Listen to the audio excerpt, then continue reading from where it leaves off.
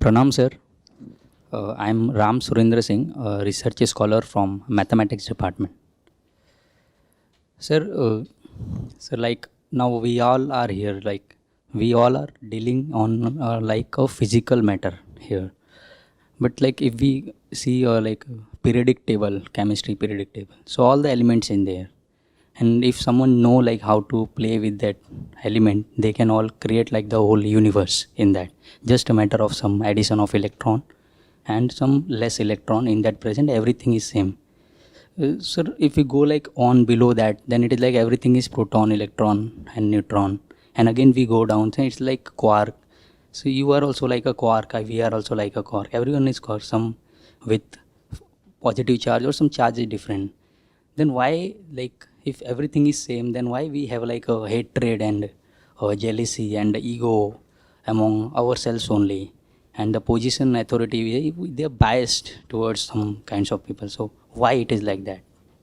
If everything is one, then why? Wonderful. See, there is somebody who is the quark, right? The quark itself is not the quark.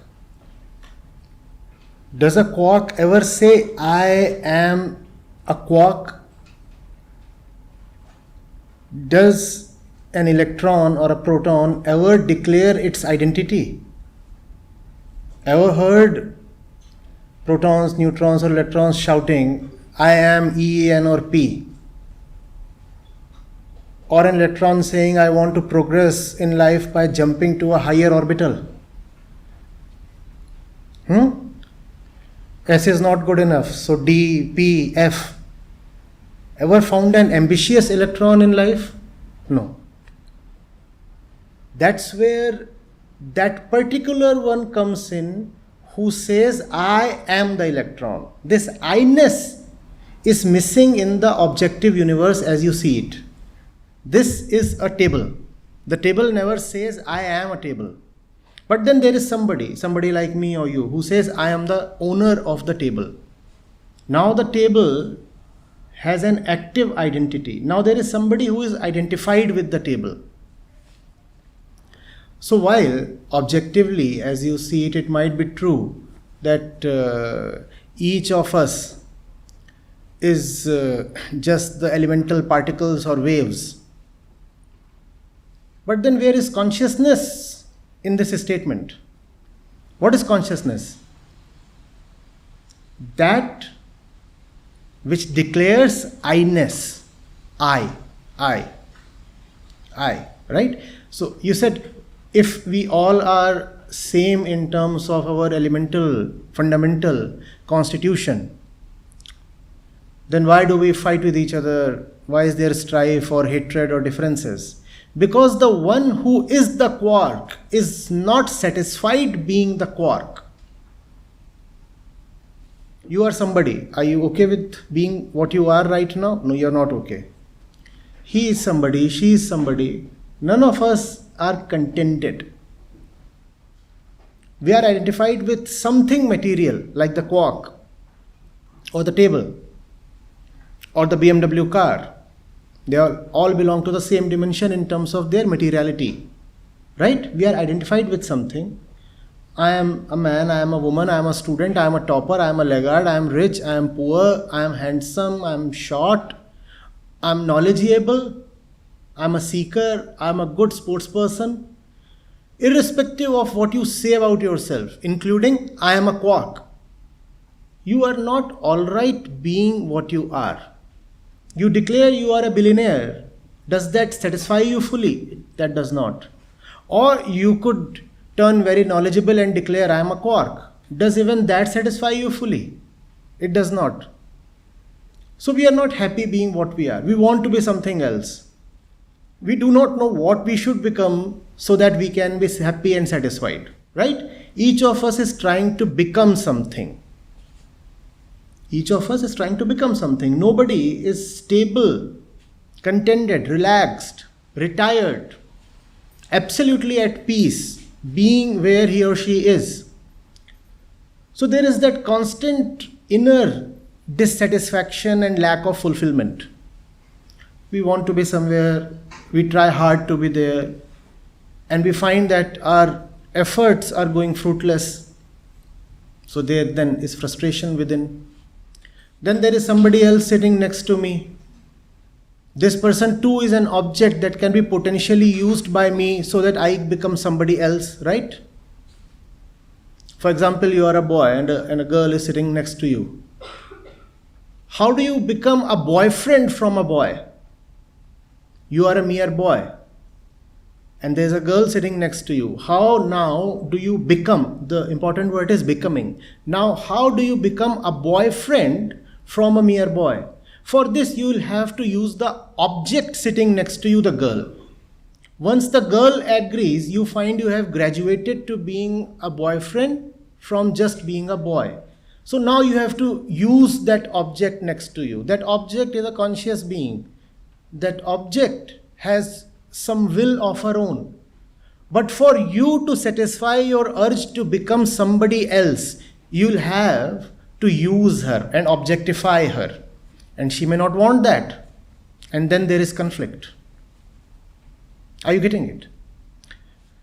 Let's say all of you are participating in some kind of quiz contest here.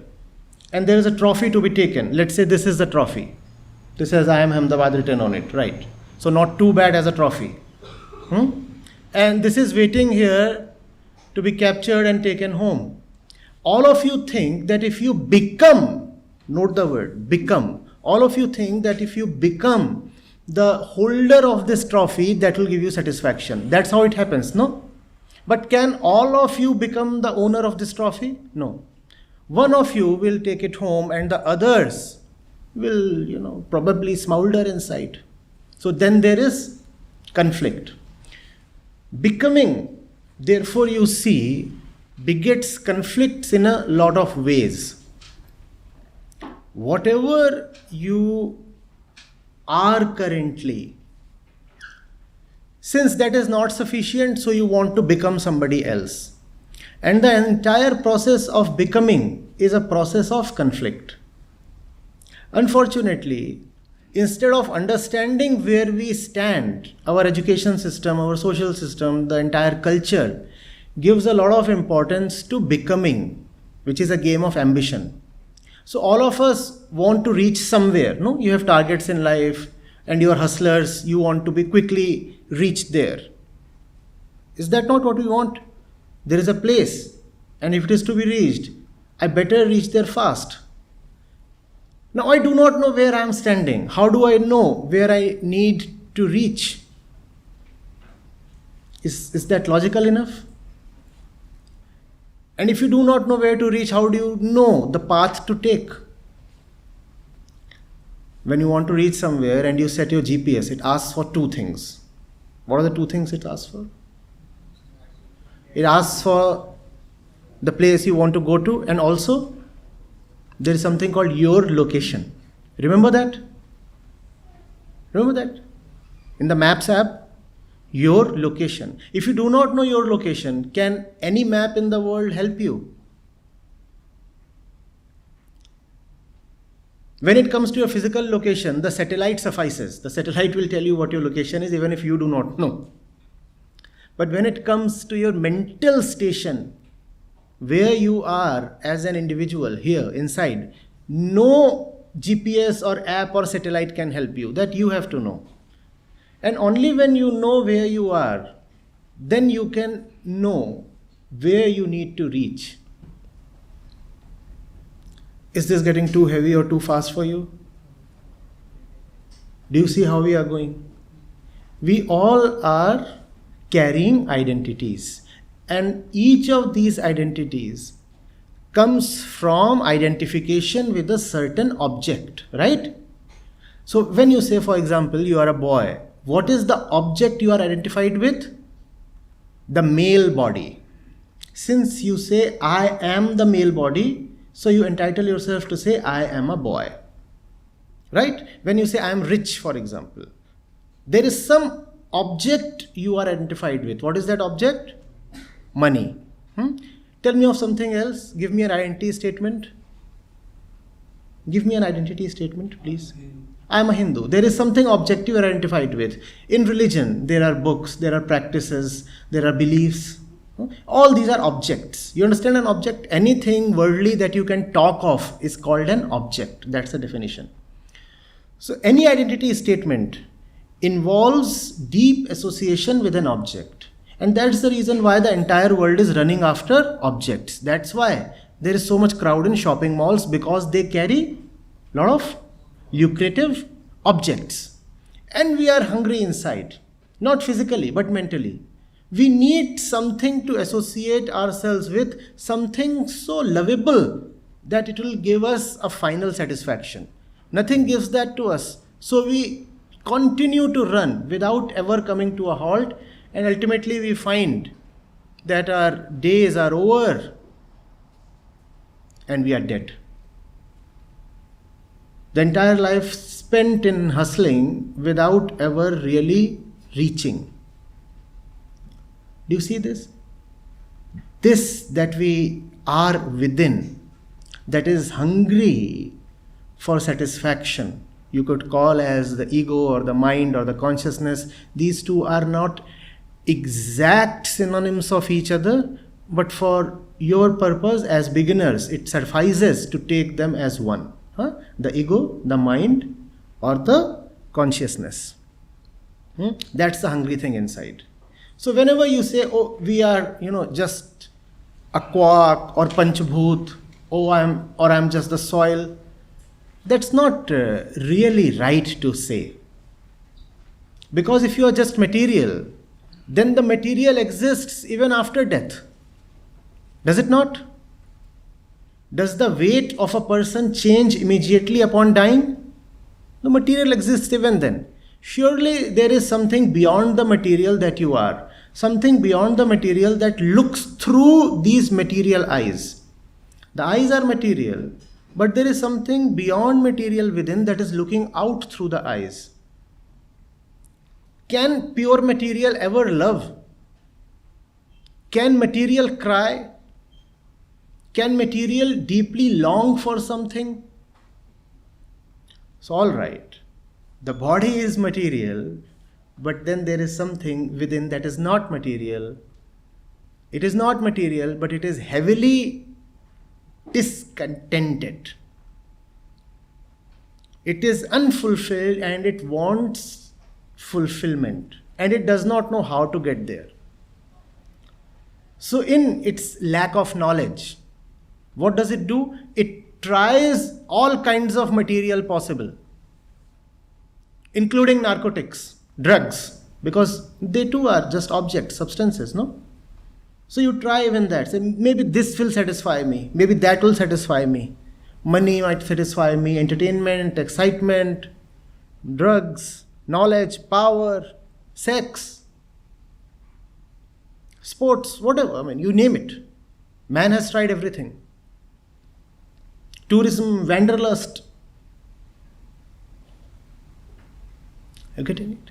It is extremely important to study that which you really are, a thirsty consciousness. While walking in, I was discussing with the Honorable Dean here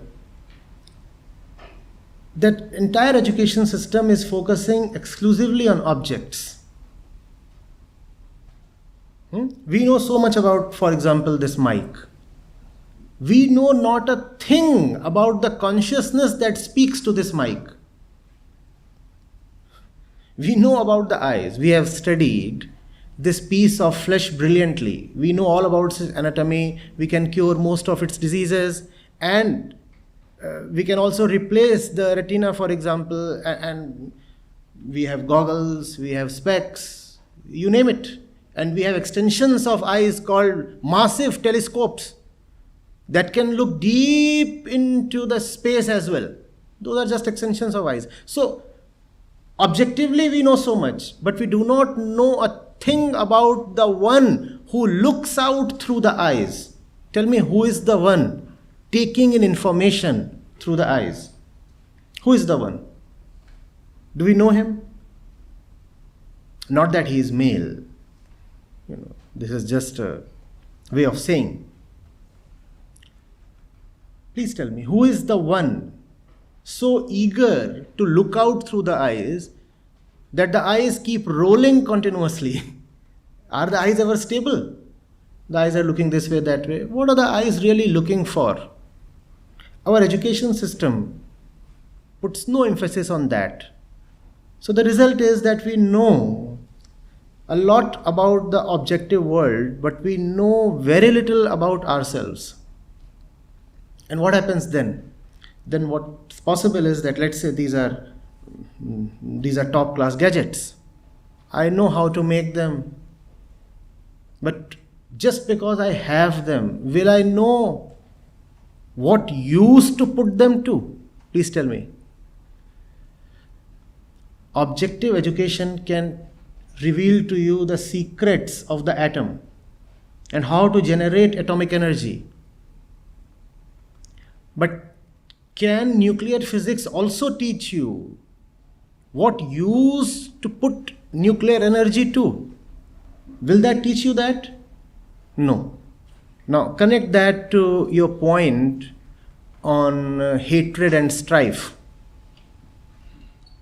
If lack of understanding of the self continues, the result is inner dissatisfaction which manifests as frustration and hatred. Add to that the tremendous objective knowledge you have. Now tell me, what will you do with nuclear energy? You know so much about the atom. You very well know that even a fraction of the mass of the proton, if converted into energy, becomes huge. Right?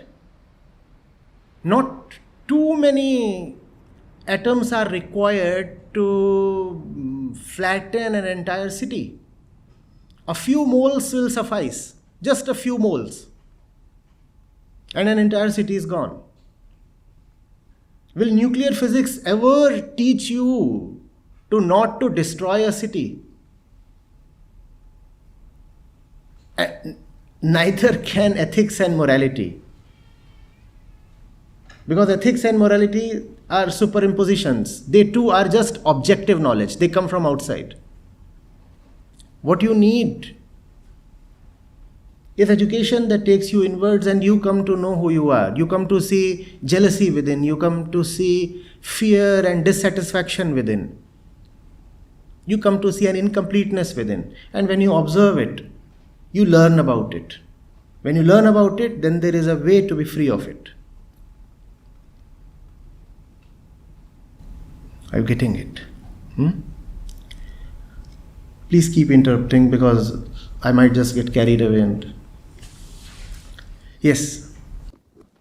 So while you explored the subgenre of or deassociating with oneself, so there are some basic needs and necessities which you can't deassociate because they are means of survival. So can you just justify what should we do about that? No, those needs obviously have to be fulfilled. So we need air, we need water, we need food, we need clothes, we need shelter. We also need basic physical security. I don't think we can have this conversation if we know that lions and pythons and anacondas are prowling about in the vicinity. So all those things are there and we better take care of them. But don't you think that as mankind, we have already attained that kind of basic physical security for ourselves? Don't you think? How many of you are afraid of being eaten up by a lion, for example? Around 1,000 years back, that used to be a concern. Snakes used to be a big concern.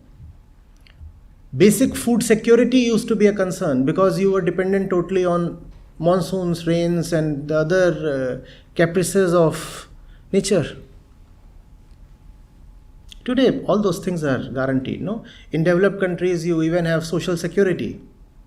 Even in India, gradually we are developing some kind of social security. So even if you are diseased or old or unemployed, you are taken care of to some extent at least. Even if the state isn't coming forward, you obviously have your family and friends. So I think that kind of basic security we all already have. At least you people have that in abundance. You don't have to worry about basics, no? You don't have to think about where the next meal would come from. So that fine. Now, fortunately, or perhaps unfortunately, we are standing at a point where we have to fulfill our mental needs. And if those mental needs are not wisely fulfilled, then we'll go bonkers, as we already are, and there would be massive destruction that you are already witnessing in the form of climate change, biodiversity loss, mental disease epidemic, and many other things.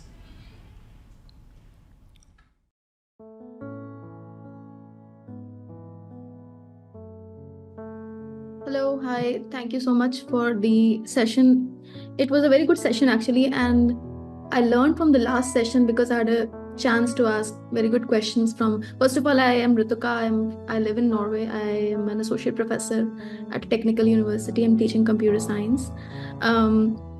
So today, first thing I actually tried to implement was last times with the suggestion which Acharya ji gave it to me, which was about really putting all of my work like effort in my work, and I have then started writing a book and on climate and doing a lot of research on that.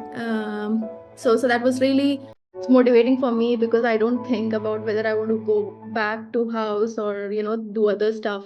So it was really like just pushing myself to working on my goal and my mission.